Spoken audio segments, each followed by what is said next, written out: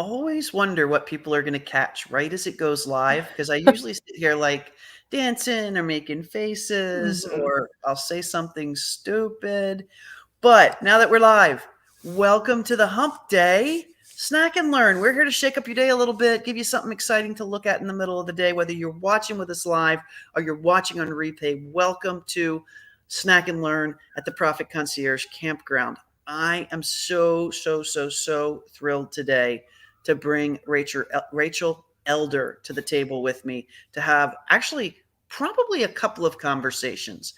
First of all, what I'll do, drop in the comments here and raise your hand if you've ever had a launch or done something in your business that in your mind, when you look at it, you have used the word failure.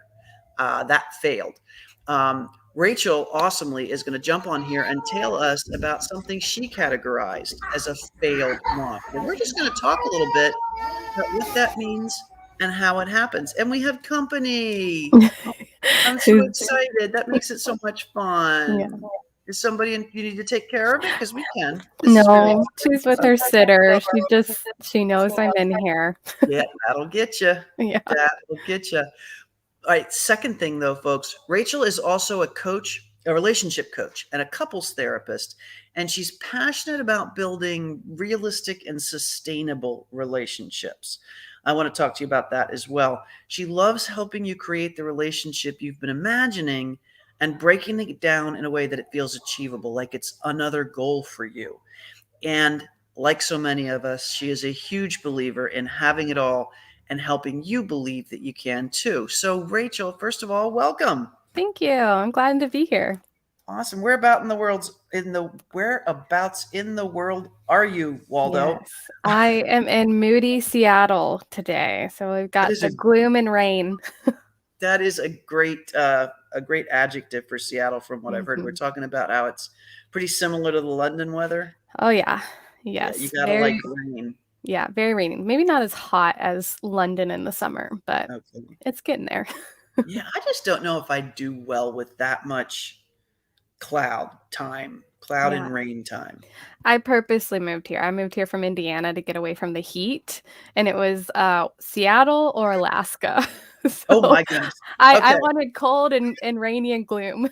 you went moderate. You wanted it. I Okay. I did. remember my daughter when she was younger, she loved rainy days. Yep. She's go, "Oh, it's a rainy day. This is fantastic." I'm like, "What's wrong with you and where did you come from?" Yeah. I feel very productive on rainy days, although when I'm momming, I don't love rainy days because it makes it harder to figure out what you're going to do for the day. You're limited. Yes. Unless it's just to go play in the rain and get wet at that Yes, we point. do like jumping in puddles, so I we've love got it. that. Well, let's talk failed launches. So, Mhm. question I would ask sometimes is, have you ever had a failed launch? I often categorize something that I've done in my business as a failure. And I know there's a lot of coaching around that. And I want to kind of talk through that today because you came on and God bless you are willing to share with us a most recent launch experience that you categorized yourself as a failure. Yeah. And I'd love to know kind of what that looked like, felt like working through it. And as you tell the story, I'm going to probably try and unpack it a little bit because I am betting whether you're watching this live or on replay, you're going to be able to relate to this story. And that's what's so cool about Rachel sharing it with us. It's just one of those things like a lot of stuff around finances that everybody has had happen and Mhm. nobody talked about. Yeah. So thank you. Thank you for doing that. Yeah. Yeah. Well, so I launched a group coaching program at the end of September, Hmm. my Ignite the Flame Academy. I was super pumped. Felt like in the beginning, I felt like I was doing everything right, like getting out there, getting that visibility, going live in my Facebook group weekly, had the email list, had the social media going, had conversations. So I launched last week of September Hmm. and had zero calls, zero Zero. people wanting to talk about it, wanting to sign up. A lot of people saying this sounds awesome, but nobody converted to being a part of All the right, let's program. let's unpack a minute. So, first of all, had you run a group program before at all? Not coaching wise. I've done Okay. as a therapist, I've run groups and seen the challenges of even making that happen. So Mhm. as a coach, no. So this All right, was so my we were first time. doing new type of a product for you for the first time. Yeah. And had you ever done a funnel like this before? No, no, I officially kind of launched my coaching business in September. Got it. So this was kind of September was just kind of launch month in general of just like getting my website up and getting out there of like, okay, I've been known as this therapist for 4 years and now I'm also doing this. Yep, So I'm never changed. done it before. So this was kind of the first time you were working with a new audience, the first time you were working with this type of a program, and the first time you were working outside of the therapist role and in a coaching role. Yes. Um, and what exactly did the funnel look like? Like if I found you, what would I go through what you set up? Yeah, so I did a lot of kind of, gosh, what do you call it? Kind of going into other Facebook groups, kind of talking with people, building Okay, relationship, cool. inviting them to my free Facebook group. Had daily social media posts on Instagram, on Facebook, All organic stuff though, right? all No. organic. Yep. Yeah, I didn't do any Yep. paid Awesome. ads. And then tried to kind of build the like no trust factor by going live in my group, engaging with people, getting in their inbox and talking with them. So that was kind of the process of inviting in kind of my launch for the program. I did a live master class. Oh, So okay. That kind was of my did question. yeah, Okay. did a live master class where we kind of did a deep dive into a little bit about a piece that we would have done in the group coaching program. So Okay. kind of giving you a sense of what you'd get. And then had it set up where you could schedule like a 15-minute discovery call to see if it'd be a good fit for you. Did a live Q&A 2 days after the master class. Had some giveaways of like get a free coaching session for attending the class. Free couples coaching session for attending the live Good Q&A. giveaways, good high value giveaways. Yeah, and I think that was it. I had my email Cool. marketing too, so that was the other way Got of it. kind of touching the audience of kind of having, gosh, I think like almost daily emails for about 2 weeks of Wow. how people Okay, could great. kind of connect and understand what the offer was that I was presenting. So you did the work in every area for sure. Yeah. Yep. So mostly were you dealing with in all of this outreach and stuff, was it 20% people you already knew and 80% people you didn't, or was it 100% new people you were reaching out to and engaging with? It was probably more that 20%, 80%. Okay, so 80, Um, 20. I've had my Facebook group for a few years. It Uh-huh. started originally kind of for my therapy practice. A friend Oh, and I were going to do kind of a like a marriage workshop or relationship workshop. So we kind of started it that way, and then that didn't pan out because of the pandemic. So yeah, I that'll do it. pivoted it for the coaching business. So some Gotcha. of the audience had been built in from just like friends and family, and then kind of focused on growing it and getting people that I didn't know into the group Hmm. as well to kind of share kind of the free value, but also to generate some warm leads. Perfect. I love it. So around 80, 20. So Yeah. and it's interesting to me as I'm listening to this because there are three things that jump out, like just jump out and scream. One, I was going to be advertising or talking to people about a new job that I hadn't ever done before, in Hmm. a new format that I had never done before, with a new process I'd never tried before. Hmm. And instead of letting either any of those three new stop you, you said, "So what? I'm going to do these three things," which is Yes. great. So, right there, execution, I see success number one, Hmm. checkbox. Yeah. Um, and that's what I want people to realize is that the number that you got at the very end was zero. Hmm. But another checkbox is you did start building relationships. So those are started. They weren't there before you started, and now you've got something else that's happening. You have reignited your own energy for more frequent posting, and you've probably learned a lot of what does get comments, what doesn't get comments. So you've elevated your game on your actual social media game, let's call Mhm. it.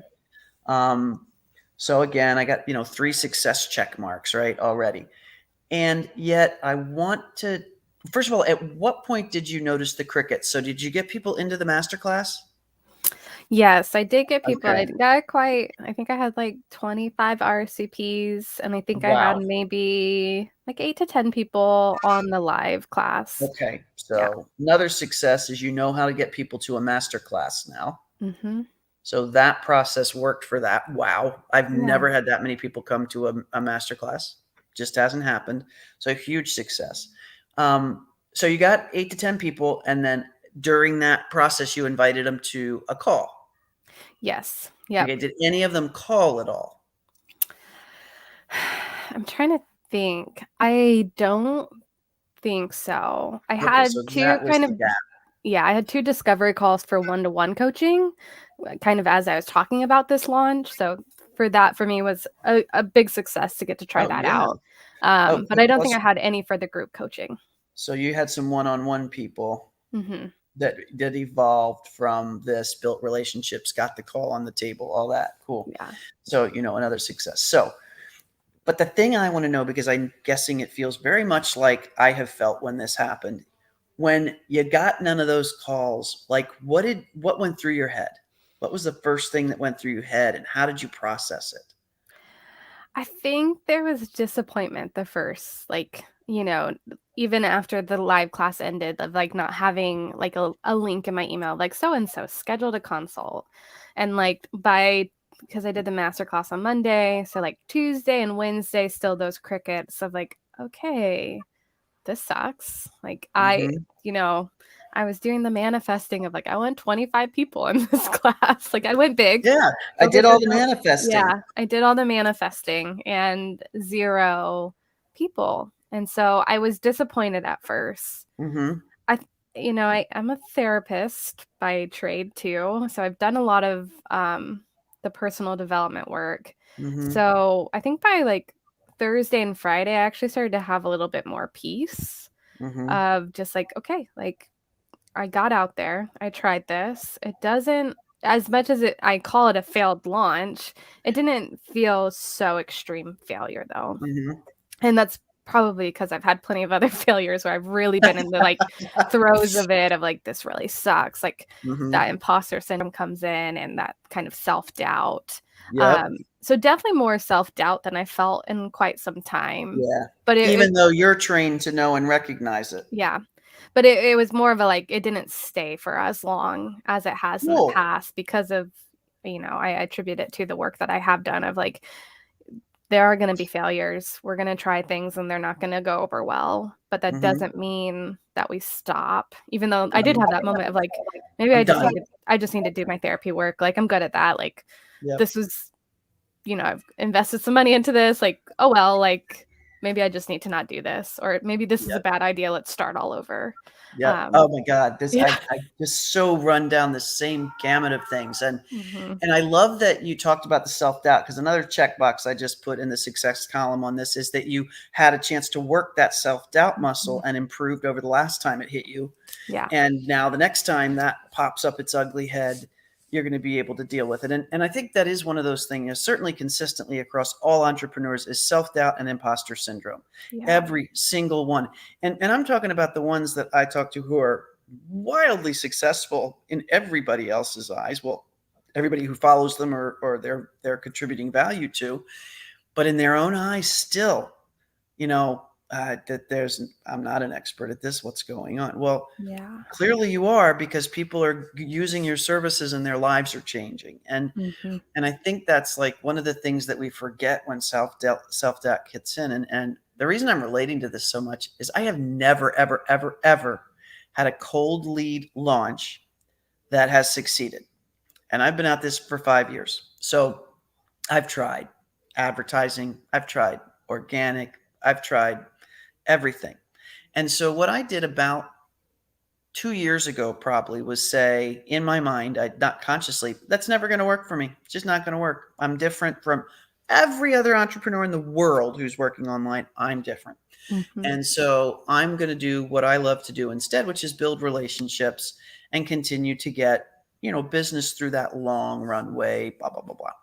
And then I don't know, something shifted this year. And I said, you know what? No, I can reach more people. I can serve more people if I launch a group program and if I make it accessible and if we make it a really good, great program. And if I go find the people who wouldn't otherwise find me.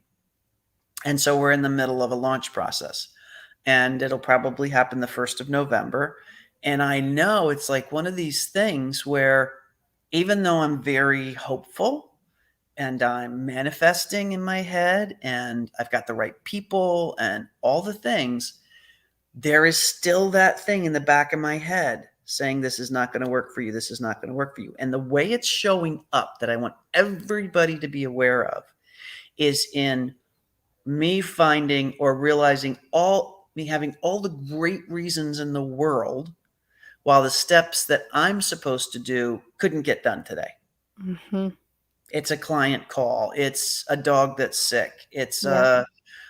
beautiful weather that I need to go sit outside and you name it. And then all of a sudden at the end of the day, I go, yeah, yep, none of those was real. Mm-hmm. None of those was real. Pam, you need only an hour at the computer to handle A, B, and C. And I really want people to be aware of that, how insidious that doubt is.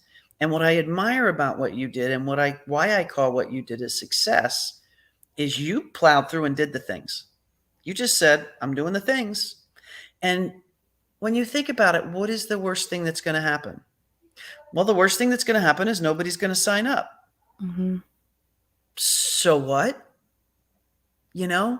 We'll go try the next thing or we'll tweak it, we'll adjust it. Like you've honed in on the spot where the improvement could be. And it's between the live masterclass and the call. Mm-hmm. So maybe I reframe that. Maybe it's not a call. Maybe it's you get 3 or 4 videos from me if you came to the masterclass and then we ask for a call. Yeah. Or maybe it's instead of a call, you get a lead magnet of some sort. Or instead of calling the call one thing, we try a different name for it.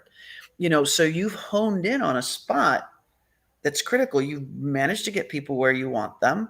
They're listening. They're coming to that class. Did they stay on for the class? Yeah, a lot did. See, Yeah. that's massive. That's just Mm-hmm. massive.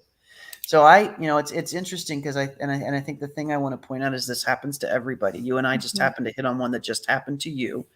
I happen to be at a point where I'm about to do one and know that doubt is an issue for me. Yeah. And every single person here, I know when we look at the comments, are going to raise their hand and go, yep, me too, me too, me too, me too. So I just really appreciate your sharing that. And is there any kind of other sort of wrap up information you'd give people in your debriefing around this that could be helpful as they're facing the same kind of doubts? Yeah, I mean, the thing that I come back to, even in my own self-doubt, is that reminder of like most businesses, it does take time to build. I think when we start off, whether it's, MLMs or a clothing boutique, a coffee shop, we've watched other people do it and we're like, yeah, like they've just been at it from the get-go. Like they've been so successful. But Mm-hmm. I think it might be wrong. I might have made this statistic I up might in have my made it head. up, but it works. I think it's accurate though. I think it like on average it takes businesses 7 years to really like get into the swing of things and really have that sustainability. Mm-hmm. And so in the work that I do with couples too, I really embrace this mindset of like trial and error is needed in all aspects of life. And so for Ah, me, I think the piece was like, okay, I did try this and there were some errors. yeah, It doesn't mean I'm going to stop, even though there was some thoughts there for a moment. But that reminder of like, okay, like, of course I wanted to have a successful launch from the get-go. And it didn't go according to plan. So what will I do to pivot or shift or make the change so that I can keep trying this? I love it. And, I plan to launch again in January for this group coaching program. It could Cool. still fail in January. That Awesome. doesn't mean I should give up. Well, one thing I want to make sure you do is give me the link for that when it happens, Yeah. because we'll definitely talk about it in our group. We can do another snack and learn if you want Yeah. to I would love to. before that launch. Would love to have you back for that. So definitely keep us in mind for that. This is a group of people that are, most of them are in relationships Mhm. or want to be in relationships. And I love it. It's a great transition, actually. Yeah. So What does a group program look like on relationship building? Do you usually get both people in the relationship in the group, or is it one person wanting to help affect the relationship? How does that going to work? Yeah, so I target it for one person. Okay. So, I've had the behind the scenes work of a therapist for 4 years now. That is a really Um, unique thing that you need to stress a yeah, lot, just for the record, but go ahead. yeah, yeah. And so while sometimes it is both parties pursuing it, it is often one person kind of taking the reins. Got it. And so I have kind of created for mine, the Ignite the Flame Academy, I created it of like for the career driven woman who is really wanting it all, the career, the family, the relationship, aka me.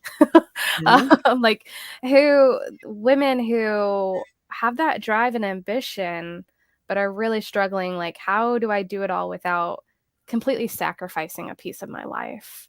Love it. So that's where I integrate that sustainability and realism, right? Of what's going to be realistic and sustainable for your relationship. Love it. What that is for mine may not be the same for yours.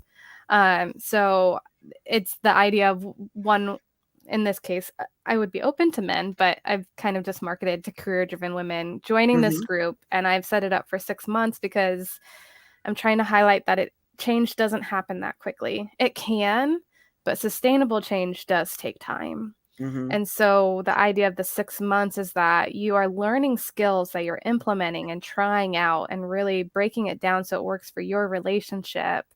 But then you have 6 months of consistency of doing the changes and So it's shifts. really a 6-month workshop with you at the helm. Yeah.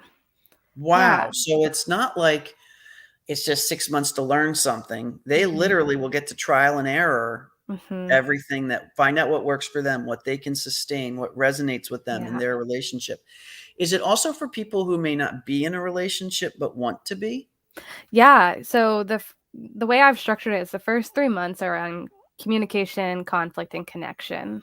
Those are Okay. usually why people are seeking out support or they're struggling in their relationship. Sounds about right. Yeah.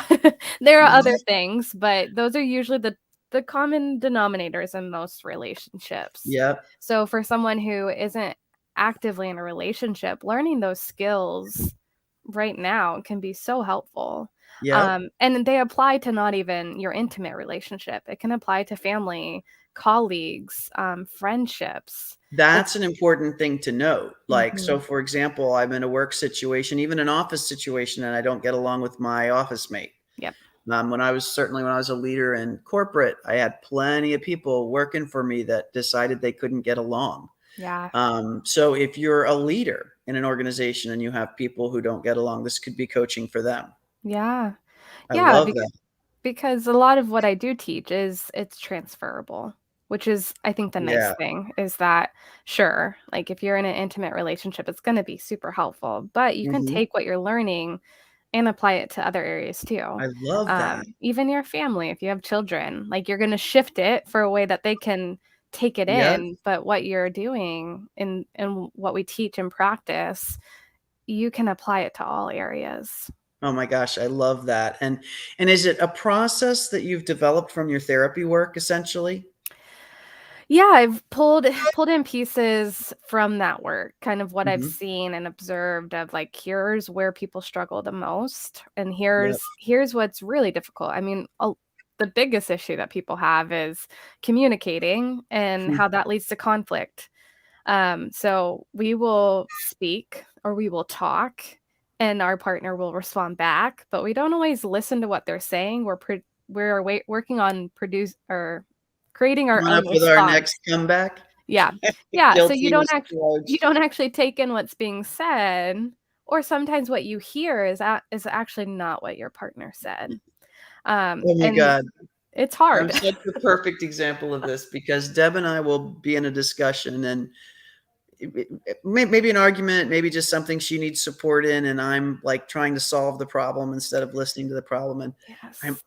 I find myself doing that all the time. I'm thinking about the next thing I'm going to say, the next thing I'm going to say, and finally the next day, I will actually by that time have heard what she actually said, and I'll Mhm. go, "Oh, remember blah blah blah." She goes, "Oh, there you are." Yeah. 24 hours later, it's just such a thing that we do. We really Mhm. don't listen. Well, I know I don't. necessarily listen well, and Yeah. especially in highly emotional situations. Yep. Yeah, and that's where reflecting back what you hear is so important. Love it. Yeah. And in the work I do, it can take months to really let that sink in and Hmm. really get good at it. But Yeah, it's key for effective communication, it's key for conflict management, it's key for connection. love it. If your partner's saying, "Take me on a date," and you hear, "Take me out," Uh-huh. okay, what do they mean when they say, "Take me on a date"? Do they just wanna go out of the house? No, they probably have a specific idea in mind. Hmm. So if you say, "You And wanna it may go." not be the baseball game that you want to Yeah. go to. It might be Yeah. the Yeah. walk in the park or Yes. whatever it might be, or dinner, or Mhm. Yeah, I when we love that. actually listen and we listen to understand instead of respond, we usually can increase our relationship satisfaction because we get to ask better questions when we actually understand what someone's saying. So true. So, are there a couple of things that you can kind of drop for people here that they can do if they're in a troubled relationship, be it a personal relationship, a work relationship, a boss employee relationship, any Mhm. parent relationship? What are one or two things that I could do today if I Mhm. have that kind of situation that I'm wrestling with? Yeah. Well, so I think reflection is always a great place to start.